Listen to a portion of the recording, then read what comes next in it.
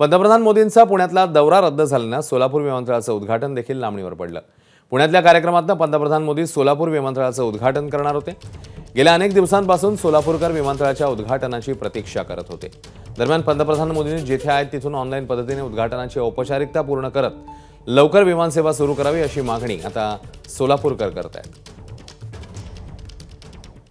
खरं तर हे जो कार्यक्रम आज पावसाच्या कारणामुळे पोस्टपोन झाला, दूरदृश्य माध्यमातून पीएमओच्या निवासस्थानामधूनच हा जर कार्यक्रम झाला असता तर निश्चितच सोलापूरकरांमध्ये जी आता आतुरता होती, ऊर्जा निर्माण झाली होती, एक स्फुल्लिंग निर्माण झालं होतं, ते खरंच हे दुर्गुणित झालं असतं। आज पाऊस आला पण तरीसुद्धा तमाम सोलापूरकरांच्या वतीने मी एक आवाहन करतो पीएमओ कार्यालयाला की त्यांनी लवकरात लवकर या विमानतळाचं उद्घाटनची औपचारिकता जी काय आहे ती पूर्ण करावी, कारण ह्या सगळ्या इथल्या अतिशय इथल्या व्यवस्थापनाने सुद्धा खूप कष्ट केलेले आहेत। प्रधानमंत्री पूरे देश को ख्वाब बेच रहे हैं, ये झूठे ख्वाब दिखा रहे हैं।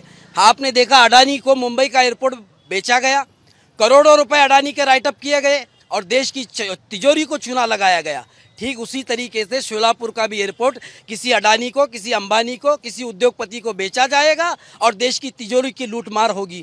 ते उद्घाटनाचा कार्यक्रम रद्द करण्यामागे पाठीमागे त्यांचं काय कारण आहे का? हे विमानतळ परत मगाशी म्हणल्याप्रमाणे हे अदानी अंबानीला द्यायचं आहे का? म्हणजे असं सुद्धा शंका लोकांना येते।